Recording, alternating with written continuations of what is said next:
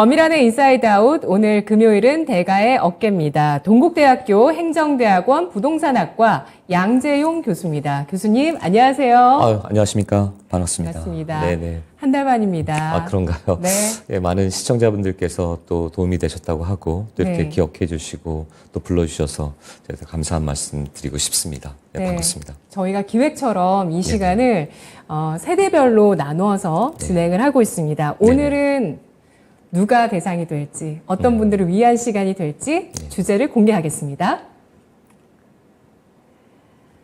4050 자산관리법과 경제적 정년 대비법입니다. 네. 4050 세대를 위한 시간입니다. 네네. 네, 정말 고민이 많은 세대입니다. 그렇죠.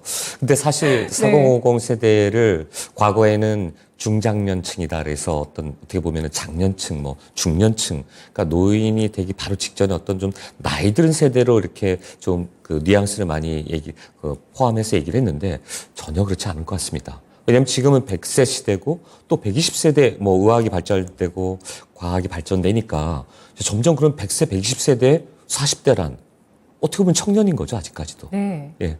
아직 여전히 청년인 겁니다.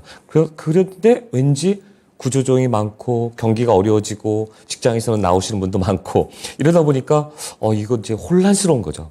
이런 때일수록 제가 볼 땐 4050 지금 이 방송을 보고 계신 시청자분께서는 좀 더 자기 자신을 한번 돌아보고 자기 미래에 대한 대비를 해야 되지 않느냐.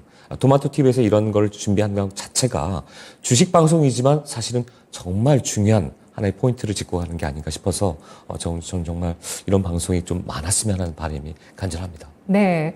정말 그 젊음이 있고 그리고 우리 경제의 허리를 이루는 그런 세대가 40대, 50대 세대라고 볼 수 있을 것 같습니다. 그래서 시청자분들 중에서도 4050 세대 자산관리에서 궁금하신 점 있으시면 질문 주시면 저희가 끝에 그 질문 또 궁금증 해결해 드리고요.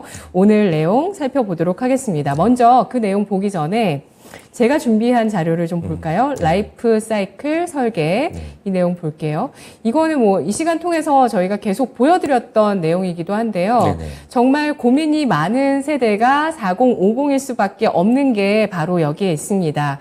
화면이 안 나가면 제가 말로 설명을 해볼게요. 수입이 결국에는 이제 50대 초반 혹은 40대 후반 정도의 수입이 정점을 형성합니다. 네, 그렇죠. 네. 그러면서 지출은 계속해서 늘어나면서 이제 곧 노년기에 그 어떤 적자를 앞두고 있는 그렇기 때문에 지금 이 시기에 정말 잘해둬야 된다는 거죠.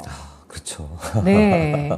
제 지출과 수입이 사실 수입이 정점을 이룬 것 같지만 저 지출이 끊임없이 계속 내오는 거고 그 다음에 나오는 그 상황에서 이벤트들이 나오잖아요. 맞아요. 결혼, 그 다음에 자녀에 대한 부분, 그다음에 주택 구입, 교육, 교육비, 사교육비 이런 것들 때문에 사실은 어떻게 보면은 우리나라 상황에 처해 있는 40대, 50대가 그 어느 나라보다도 좀 힘든 부모 세대가 아닐까. 자녀가 있다고 한다면. 그래서 더더욱 그 젊은 우리 MZ 세대의 또 청년들이나 이런 분들이 결혼하지 않으려고 하는 이유는 뭔가 이 미래에 대한 어떤 부담에서 좀 사실은 회피하고 싶은 거죠. 나라에서는 정부에서는 애를 낳으라고 출산 장려 정책을 쓴다고 하지만 일본도 보니까 마지막 출산 장려 정책이라 해서 어제 그제 막 뉴스에 크게 나오더라고요. 그 총리가 이제 왜냐면 일본 출산율이 우리나라보다 높습니다. 1.46인가? 어떤 평생토록 어떤 여성 한 분이 한 명 정도 이상의 어떤 아이를 출산하는데 우리는 0%대예요. 안 난다는 거거든요. 그러면 정말로 2030년 이후에 인구가 정말 급격히 감소하는 시대에 우리 경제는 누가 먹고 살리고 누가 우리 대한민국을 이끌어가냐는 거죠. 대한민국 주체가 아닌 외국인들이 이끌어가야 되는 세상이 되는 거죠. 그래서 이런 경우에 4050 세대들이 그런 이벤트에 대해서 어떻게 준비할 거며 또 그런 것들에 대해서 본인의 노후는 어떻게 준비할 것인가. 이런 정점에 와 있지만 오히려 더더욱 체크를 해야 된다. 저는 체크 포인트 한 3가지 정도를 말씀드리고 싶습니다. 네. 뭐가 있을까요? 4050 세대 자산관리 점검의 포인트를 여러분께 제시해 드립니다. 우리 다 할 수 있고요. 네네. 예, 할 수 있습니다. 이게 그렇죠. 뭐 너무 막막하게 2030 세대도 생각할 그렇습니다. 문제는 아닌 네. 것 같아요. 미리 대비하면 다들 할 수 있습니다. 그렇습니다. 네, 점검 포인트 알아볼게요. 이 세 가지는 시청자 여러분께서 꼭 기억해 주셨으면 좋겠습니다. 어떤 거냐면 첫 번째, 본인이 노후에 얼마나 자금이 필요할까. 일단 그 자금 범위를 한번 생각해 보셔야 돼요. 계산해봤습니다, 저도. 그렇죠. 대부분 왜냐하면 내 지금의 소득, 두 번째는 지금의 소득, 내가 지금까지 모아온 내 자산 형성 금액에 대해서 또 한번 체크를 해봐야 되는 거죠. 그리고 세 번째로는 그렇다면 내가 현 시점과 또 미래에 내가 투자하는 방법이나 전략에 대해서 이 세 가지에서 고민해 보셔야 됩니다. 나중에 향후에 쓸 수 있는 것들, 내가 현재까지 벌고 있는 것들, 앞으로 어떻게 투자를 해서 내가 향후에 미래에 어느 정도 자산을 형성할 수 있을까? 이거에 대해서 1, 2, 3 스텝 바이 스텝 고민해 보시고 그 스케줄 안에서 그 범위 안에서 본인이 미래를 준비하셔야 된다는 거. 이게 대단히 중요한 포인트인 것 같습니다. 네. 정년이 오기 전까지 노후 자산에 네. 필요한 부분들을 좀 상당 그렇죠. 부분 준비할 필요가 있다고요? 그렇습니다. 왜냐하면 이제 정년이라고 해서 사실 정년 뒤에는 이제 일정한 어떤 수입이 뭐 연봉 1억자가 정년 끝나고 나면 이제 연봉이 없지 않습니까? 그때부터는 연금이라든가 내가 기타 분산 투자해 놓은 곳에서부터 내 소득을 기대해야 되고 뭐 상가가 있거나 오피스텔이 있거나 오피스가 있거나 여러 가지 기타 소득들 또 그리고 땅이 있다면 땅을 그냥 내버려 두는 게 아니라 그 땅을 뭔가 뭐 이런 마사지 표현한다 하는데 땅에 약간 형질을 개발한다든가 아니면 뭔가 그 땅을 갖다가 내버려 두는 게 아니라 개발 행위를 통해서 어떤 수익을 창출할 수 있게끔 네. 이런 것들에 대해서 고민하시고 거기에 대해서 하셔야 된다는 거죠. 직장인들이 대부분 뭐 9 to 5, 9 to 6 다니면서 올인하기 힘들어요. 그러니까 그 주말이든 뭐든 짬을 이용해서 네. 이제부터 준비를 하셔야 된다는 거. 그러니까 기타 소득이나 자기의 잉여 소득이나 향후의 맞아요. 소득들이 꾸준하게 안정적으로 올 수 있게끔 어떤 곳, 뭐 부동산, 채권, 뭐 리츠. 요새 리츠가 많이 뜨는 이유는 뭔가 안정적인 투자인 거거든요. 뭐 200억짜리 살 수 없는데 내가 주식 사듯이 그거를 분산 투자할 수 있다는 거. 뭐 최근에 STO라는 어떤 조각 투자 이런 게 유행하는데 조심하셔야 됩니다. 예, 그런 것도 왜 유행을 따라가는 건 좋은데 그게 안정적인지를 보고 투자하셔야 된다는 거죠. 그게 한때 막 유행 붐을 탔어요. 한 2, 3년 동안. STO, 조각 투자. 나중에 시간이 된다면 그 부분에 대해서 다음번 시간에 또 준비를 한번 해보도록 하겠습니다만 분산 투자, 안정적인 투자, 내 향후의 미래의 소득에 대해서 안정적으로 갈 수 있는 것들의 포트폴리오를 지금이라도 다시 한번 여러분이 생각해야 되는 그런 시점이라고 저는 생각합니다. 네, 그러니까 4050 세대 수입 정점을 형성하는 시기에 대비법은 결국에 자산을 잘 포트폴리오를 구성해서 갖추고 네. 그 자산에서 현금 흐름이 나올 수 있도록 해야 된다라는 맞습니다. 말씀이신 거잖아요. 그렇습니다. 네네. 준비해 주신 내용 중에서 아까 말씀해 주신 나열해 주신 그 자산들의 네네. 부등호를 표시해 주셨어요. 이건 어떤 의미일까요? 그렇죠. 왜냐하면 시대에 따라서 바뀐다는 거죠. 뭐 어쨌거나 바뀌지 않는 부동의 1위는 항상 부동산입니다. 근데 부동산 그 다음에 어떤 분들은 주식을 막 투자를 많이 하고 그럼요. 또 어떤 배당도 들어오는데요. 그렇죠. 배당 이익이 들어오기 때문에 주식 해야 됩니다. 그런데 어떻게 보면은 뭐 인적 분할 뭐 물적 분할 얘기 나오면서 오늘도 보니까 막 어디는 막 급락하고 이런 게 있던데 어떻게 보면 대주주 가지고 장난치는 그런 회사들도 많지 않습니까?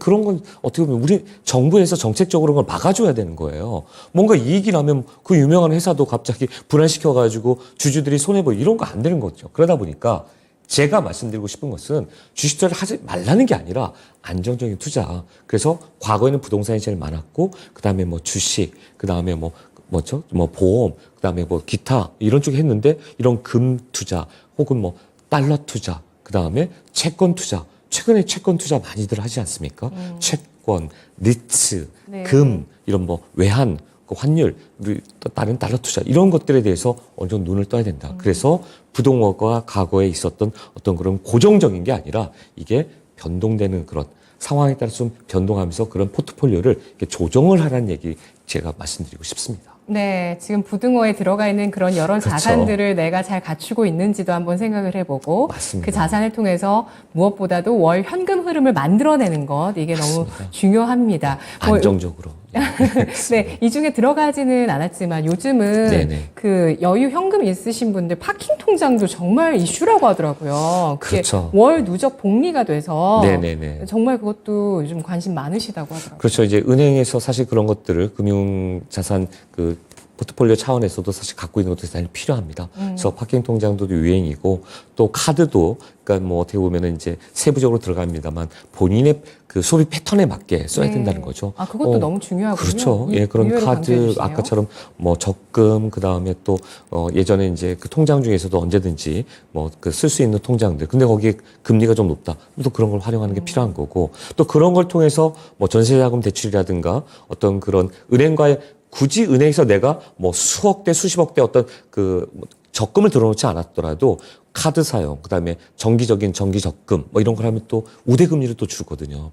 그런 거를 2030 혹은 4050 세대에서도 한쪽에 내 주 은행이 어딘가 주거래 은행을 잘 선택하셔서 그 같이 정말 1% 2%대 금리만 우대받아도 어딥니까? 나중에 레버리지 활용할 때도 마찬가지고. 그래서 그런 것들 좀 잘 활용하셨으면 우리 권미란 앵커님처럼 그런 거에 대해서 이렇게 상식이 있을수록 아는 만큼 보이고 아는 만큼 부자가 된다라고 말씀드리고 싶습니다. 그리고 실행하는 만큼 그렇죠. 부자가 되고요. 이런 방송 많이 보셔야 돼요. 왜? 네.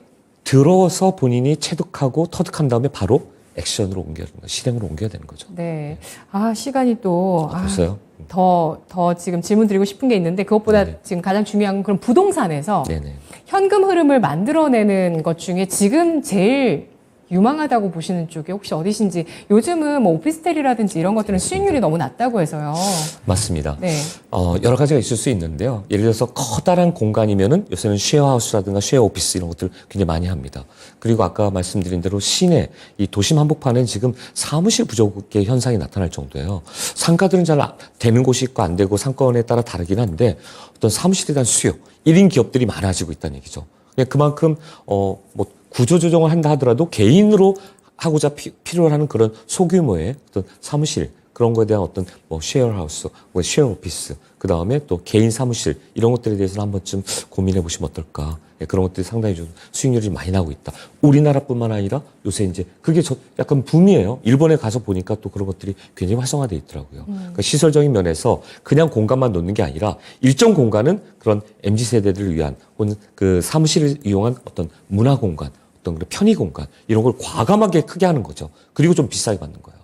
예전에 우리가 10개 나올 곳에 10개에서 임대 수익을 챙긴다면 5개 나오게 만들고 2배 이상 받는 겁니다. 요즘 크게 그렇죠. 하는 게 그런 것들이 지금 최근 들어서 굉장히 많이 활성화가 되고 있고 그런 사업 아이템을 가지고 수익을 만들어내는 분들이 많이 있다. 공간을 어떻게 짜임새 있게 컨텐츠를 변형시킬 건가. 그 공간은 똑같은데 컨텐츠의 변형인 거죠. 이런 것들을 좀 여러분한테 말씀드리고 싶습니다. 네, 그런 걸 리모델링하고 컨텐츠를 넣는 업체들도 있더라고요. 맞습니다. 예, 맞습니다. 요즘 어떤 아이템이 흥행을 한다라는 그런 컨텐츠를 제안하는 그런 비즈니스 모델도 있더라고. 그런 업체들도 있더라고요. 인생 4대 필요 자금은 뭐가 있을까요? 우선 뭐 일단은 결혼, 주택, 자녀 지원, 노후 준비 이렇게 되지 않을까 싶어요. 네. 근데 이런 네 가지 자금에 대해서 사실은 이런 플랜을 짤 때 항상 아까처럼 라이프 플래너라든가 아니면 웰스 매니지먼트 파트라든가 아니면 무슨 그 프라이빗 뱅커들, PB라든가 우리 주변에 이런 컨설팅 해주신 분들이 너무 많습니다. 4대 자금 이외에도 아까처럼 이벤트성 자금들이 필요하고 또 저희들은 아직까지 우리 세대는 부모님을 모시고 살지 않습니까? 뭐 저만 하더라도 어머님이 갑자기 그 요양병원에 가셔야 되고 생각지도 않았는데 간병인을 1인 간병인을 붙여도 한 달에 들어가는 비용이 상당하다는 거죠. 자, 그런 거는 사실 예기치 않았던 거거든요. 근데 부모님 세대에 준비를 했다면 저한테는 부담이 안 되지만 저 같은 분들이 아마 많이 있지 않을까 싶습니다. 맞아요. 예. 어느 순간 갑자기 내 연봉이나 내 수익은 아까처럼 일정한데 갑자기 생각지 않아서 또 다른 이벤트가 터져서 안 할 수도 없고. 교수님 혹시 60년대생이신가요? 뭐 그런 거는 저 방송이니까. 네. 아니 네, 요즘 마음은. 다큐가 네네. 60년대생을 다루는 네네. 다큐들도 요즘 많이 그렇죠. 나오더라고요. 왜냐하면 정말 열심히 살았는데 어느 순간 나 자신을 위해서 뭘 했나 돌이켜보게 되는 게 되고, 왜냐하면 저 같은 경우도 사실 그렇습니다. 오늘날에 내가 있었던 건 내가 잘난 게 아니라 사실은 내 부모님이 저를 그만큼 만들어놨기 때문에 저는 부모님에 대한 어떤 그런 보답 너무나 당연하다고 생각합니다. 근데 이제는 세대가 변해서 우리 다음 세대는 어떡하죠? 다음 세대부터는 이렇게 저희가 생각하는 이런 4대 이런 자금들에 대해서 덜 스트레스를 받는다는 거죠. 왜? 내가 더 소중하고 내 와이프나 내 가족 뭐 이게 더 소중하니까 결국은 좀 패턴이 많이 바뀌고 있지 않나. 그래서 보면은 좀 그런 부분에서 보면 세상이 많이 변해가고 있구나. 네. 예, 그래서 좀 자녀와 부모의 관계도 예전 같지 않구나. 이런 것들을 좀 느낍니다. 어떻게 보면 제일 불쌍한 세대는 우리 부모님 세대가 아닌가 싶습니다. 네. 그분들은 본인의 노도 대비 안 하고 오로지 내 자식새끼를 위해서 모두 정말 아낌없이 주는 쉘버스타인, 말이 오늘, 쉘버스타인이 아낌없이 주는 나무라는 게 있지 않습니까? 좀 그 책을 읽으면서 느낀 거는, 이게 부모님의 어떤 조건 없는 사랑? 끊임없이 베풀어주는 사랑? 뭐 종교에서도 그런 얘기를 합니다만, 가까이 있는 우리 부모님이 그렇지 않을까. 그래서 오늘 하루 살더라도 가까이 있는 우리 가족에게, 그러니까 지인에게, 사랑하는 사람에게 좀 정말 조금이라도 사랑한다 말하고 베푸는 삶, 그러면서 미래를 준비하는 삶, 여러분이 되셨으면 좋겠습니다. 네, 교수님 말씀은 결국에 이제 인생 필요 4대 자금 가운데 결혼, 주택 마련, 자녀 지원, 노후 준비가 있는데 어떤 낀 세대에게는 이제 부모님을 또 봉양하고 뒷받침하는 그 자금까지 5대 자금. 네, 어떻게 이걸 좀 계획을 세워서 준비를 그렇죠. 할지 네. 뭐 통장 쪼개기 일반적으로 많이들 얘기하시잖아요. 목적을 만들어서 그 그렇죠. 통장에다가 잘 좀 이제 모아 나가면서 계획을 세운다 이런 네. 얘기들 하시는데 교수님은 어떻게 계획 세워야 된다고 보세요? 사실 저는 개인적으로 비자금을 좀 형성했었었는데 결국 그 비자금이 저 자신을 위한 쓰임새보다는 이런 이벤트를 위한 또 이벤트라니까 좀 그렇죠. 하지만 쓸쓸한 예기치 않은 상황들이 나타났을 때 그래도 좀 다행스럽게 좀 준비하는, 사실 이제 준비 자금인 거죠. 우리들이 네. 뭐 비자금이라고 해서 누구 모르게 뭐 홀래 몰래 뭐 이렇게 모인 게 아니라 혹시나 모르는 미래에 어떤 나타날 수도 있는 상황에 대해서 비자금은 준비 자금이다. 그렇죠. 비자금은 내 삶의 준비 자금이기도 하지만 어떻게 보면 내 가까이 있는 모든 사람을 위한 자금이지 않을까. 뭐 어느 날 제가 방송 이렇게 하다가 내일 죽을지 오늘 죽을지도 모르는 게 우리 삶 아니겠습니까? 절대 영원하지 않다.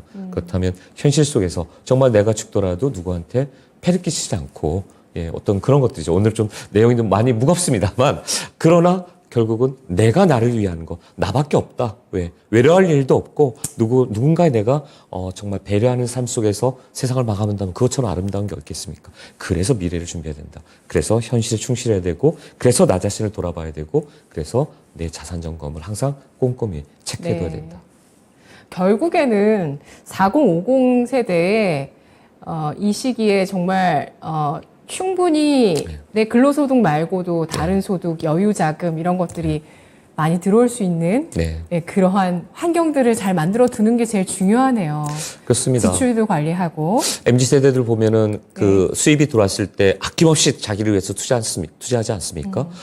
멋진 럭셔리한 호텔이나 혹은 뭐 스킨스쿠버를 가서 열흘 내내 한번 바닷속에서 모든 걸 다 세상에 있고 근데 조금만 하더라도 제 세대 위에만 하더라도 그렇지 않거든요. 일하고 열심히 하고 정말 그 처진없게 누구를 위해서 일을 했냐는 거죠. 근데 제 세상이 이제 많이 바뀌고 있다. 하지만 가장 소중한 자기 자신을 놓치지 말라는 얘기 제가 좀 드리고 싶습니다. 우리 채팅창에 금요일 오늘 부모님께 전화 한번 드리고 싶다고 하시는 분도 계세요. 잘하셨습니다. 생각날 때 하십시오. 저도 작년에 갑자기 아버님 효도 방송이 됐습니다. 효도 방송이 하지만 자산 관리 누구를 위해서 하냐는 거죠. 나 자신입니다. 근데 여러분 누구 때문에 있습니까? 부모님 때문에 있었던 거고요. 이런 때 전화 한번 하십시오. 내가 주식을 열심히 하고 내가 자산을 키우고 부동산을 하고 뭘 다 해도 같이 웃을 때 가까이 있는 사랑하는 사람이 웃는 그 모습이 더 행복한 거 아니겠습니까? 저는 그렇다고 생각합니다. 사랑 결코 행복 결코 멀리 있지 않습니다. 바로 우리 곁에 있다고 생각합니다. 너무 무리하지 않으셔도 잘 생각하고 잘 계획하시고 혹은 내가 생각했던 이런 프레임을 전환하는 것만으로도 충분히 자산 관리하실 수가 있다는 말씀 저는 좀 드리고 싶고요. 자산 관리 늦었다고 생각하는 4050 세대들은 무엇을 해야 할까요? 중요한 질문이라고 생각합니다. 사실 많은 분들이 이런 질문을 하시고 저도 지금 동국대학교에서 부동산 자산관리 최고 경영자 과정 주임 교수를 맡고 있습니다만 답은 하나입니다. 공부하셔야 됩니다. 그리고 알고 있다 하더라도 공부하셔야 됩니다. 죽을 때까지 사람이 책을 옆에 가까이 하고 공부하는 모습이 가장 인간다운 모습이 아닐까 싶습니다. 늦었다고 생각하실수록 여러분 공부하십시오. 그리고 내가 설마 할 수 있을까? 하셔야 됩니다. 예, 그런 과정을 꼭 공부하지 않더라도 주변에 아까 말씀드린 대로 가까운 주변에 여러분 주변 보십시오. 예, 라이프 플래너도 계시고 컨설턴트도 계시고 웰스 매니지먼트 파트도 계시고 PB 프라이빗 뱅크 하시는 분도 계시고 많이 있습니다. 꼭 저 같은 어떤 이런 분이 아니더라도 저 같은 사람이 아니더라도 그런 과정들이 있습니다. 그 과정을 한번 과감하게 문을 두드리시고 내 자신에 투자하는 것뿐만 아니라 나의 미래에 투자한다 생각하시고 공부를 하셔야 된다. 그러면 모든 걸 해결할 수 있다. 스텝 바이 스텝. 늦었다 하지만 지금부터 천리길도 한 걸음부터라고 저는 생각합니다. 네. 그 공부에 있어서 가장 중요한 것 단어로 하나로 딱 설명을 한다면 어떤 제가 부분에서? 제가 먼저 해볼까요? 네. 금리와 수익률? 금리와 수익률. 네. 중요하죠. 왜냐하면 금리가 요 근래 부동산이나 모든 전 세계 이슈화 시키다시피 한 게 금리고요. 예, 금리와 수익률 대단히 중요하고 저는 하나 더 말씀드리면 금리와 경제를 알아야 된다. 예, 거시경제, 그다음에 글로벌한 경제를 알고. 네. 우리나라가 과거에는 그렇게 해외적인 부분을 많이 터치하지 않았는데 이런 방송이라든가 신문이라든가 공부를 하면서 느낀 거는 우리나라 금리뿐만 아니라 미국의 금리가 어떻고 유럽이 어떻고 맞아요. 일본이 어떻고 좀 경제를 바라보는 시야를 안목을 키우라라고 말씀드리고 싶습니다. 그 시야를 키우고 넓히는 것 오늘 하나 더 도와드릴 겁니다. 저희 마지막 질문에 들어가 있고요. 그쵸 교수님? 자, 누구나 결국에 노후와 은퇴로 가는 길 위에 있는 겁니다. 인간은 누구나 그 길 위에 있는 것이고 노년 대비는 결국에 내가 지금 가진 자원들을 어떻게 배분하고 대비를 하느냐 이거라고 하는데 전체 수입 가운데 지출도 해야 되고 투자도 해야 되고 미래 대비까지 해야 되는데 어떤 비율로 계획을 하는 게 좋을까요? 전문가마다 좀 의견은 있습니다만 대부분 30%에서 한 40% 정도는 반드시 본인의 노후를 위해서 준비를 하라고 얘기합니다. 자, 그리고 나머지 부분에 대해서는 본인의 소비, 지출, 그리고 본인의 어떻게 보면은 또 다른 투자. 왜냐하면 투자하지 않고서는 또 수익이 없잖아요. 그러니까 노후에 대한 것들은 30% 이상은 반드시 그 비율의 퍼센트를 가지고 계시고 나머지 60에서 70% 정도 그 퍼센트에 대해서는 본인의 소비, 운영 자금을 쓰시되 단 그 중에서도 반드시 또 투자를 해야 된다. 투자하는 방법이나 전략에 대해서는 그래서 자꾸 공부를 하라는 겁니다. 여러분이 주식 방송을 보고 공부를 하고 깨우치듯이 주식 이외에 뭐 채권이든 요새 나라는 미래화폐든 가상화폐든 리츠든 뭐 책 이런 부분에 대해서 부동산도 마찬가지인 거죠. 경매 공매 모르는 사람이 어떻게 투자를 하며 일반적으로 부동산을 모르는 사람이 그냥 돈 있다고 아파트 가져가고 돈 벌 수 있는 시대는 갔다라고 생각하셔야 됩니다. 아파트만 부동산이 아닌 거거든요. 동산 부동산에서 그 많은 부분도 어떻게 보면 좀 시야를 넓히시고 좀 공부를 하라고 말씀드리고 싶습니다. 그럼 분산 투자, 부분 투자 지금부터 늦지 않았습니다. 시작하십시오. 네, 그렇습니다. 그리고 저는 무엇보다 정말 지출이 중요하다 이 생각을 이런 자산 관리 시간을 위해서 많은 분들 모시고 얘기하면서 느끼는 게 누군가는 그 노후 이후에 20년간의 자금이 2억 4천만 원이면 끝난다고 합니다. 그러니까 한 달에 자기는 100만 원만 있으면 된다. 그럴까요? 이런 분도 계세요. 네. 그런 분도 계시고. 그런데 그분은 이제 1인 가정입니다. 제가 예로 든 분은. 그러니까 이런 분도 계시고 정말 내가 어떻게 지출하느냐에 따라서 노후 대비 자금이 다 달라진다는 점도 다시 한번 생각을 해보시면 좋을 것 같고요. 전체 수입 가운데 최소 30% 이상은 미래 대비를 위한 투자가 필요하다라는 점 강조를 해주셨는데요. 그리고 시청자 여러분들마다 다 케이스가 다르시기 때문에 그것에 대한 어떤 계획들은 다 케이스 바이 케이스로 들어가야 되는 것일 겁니다. 자, 그 가운데서 오늘 시야를 넓히는 관점에서 마지막 질문 드릴 텐데요. 최근에 교수님께서 일본 부동산 탐방을 갔다 오셨어요. 그렇습니다. 근데 저도 그 일본 부동산 얘기를 들어왔거든요. 그러니까 한 4월, 3, 4월 정도에 여러 부동산을 좀 주변 지인분들 다니다가 일본 부동산 얘기를 누군가 하시는 거예요. 맞습니다. 근데 일본 부동산의 메리트가 금리가 낮고 맞습니다. 일본의 월세가 높기 때문에 남는 게 한국보다 더 많다라는 거였어요. 그래서 맞습니다. 우리의 그 자본을 일본으로 진출시켜야 된다. 이런 얘기들이 뭐 유튜브에서도 그런 자기 경험을 얘기하시는 분들이 계시더라고요. 직접 다녀보시니까 어떠세요? 맞습니다. 사실 몇 년 전부터 이제 일본이 장기 불황의 20년, 30년 긴 터널을 이제 뚫고 이제 살아나기 시작했다 하는데 사실 올림픽 이후에 엄청난 변화가 많았습니다. 그래서 저는 이제 일본 출장을 자주 가곤 했는데 이번에 이제 학교에서 그런 이제 프로그램 자체에 일본 상업시설 탐방 그 이제 계획을 갖고 저희가 이제 며칠 동안 가서 둘러봤습니다. 실제로 이제 보자. 왜냐면 저는 이제 알고 있었지만 각 사이트를 돌아다니면서 과거와 비포 애프터의 모습, 과거와 현재 변화된 모습들을 이제 보여드린 거거든요. 그러다 보면 우리나라가 사실은 우리나라도 벤치마킹 할 게 너무 많은 거예요. 근데 아까 말씀드린 대로 월 수익률도 훨씬 좋습니다. 그렇다 보니까 오늘 리츠 상품 얘기가 많이 나오는데 리츠 상품은 일본 그 어떤 상업시설이라든가 그런 것들에 투자한 수익률이 대단히 높습니다. 그래서 평균적으로 6% 7%대가 나오더라고요. 네. 아니 우리가 수익률이 이게 그 상품에 6% 7% 나온 데가 없거든요. 강남에 빌딩들 공실 많고 뭐 거기에 수익률 3% 이상 나오면 잘 나온다고 얘기를 하는데 강남 빌딩이요? 예, 그렇습니다. 네. 근데 6% 7%대가 계속 나오기 때문에 사람들이 모르는 거예요. 왜? 금리는 저리고 그다음에 그쪽에서 레버리지 활용해가지고 30년 동안 금리 0몇 % 내는 게 무슨 이자를 내는 겁니까? 다시 재투자하고 그러다 보니까 최근에 워렌 버핏 같은 분들이 그런 투자의 규제들이 이제는 일본이다 이러면서 또 일본 경기가 막 살아나고 많은 분들이 갑니다. 관광 수요도 일본에서 한국 오는데 최근 데이터를 보니까 15만 명 정도 들어온대요. 우리나라 분 몇 분 갈까요? 60만 명 간답니다. 4배가 나가는 거예요. 우리가 가서 그렇게 그들의 경제를 살려주고 있는 거예요, 지금. 엔화가 아무리 지금 지금 900원 정도 하잖아요.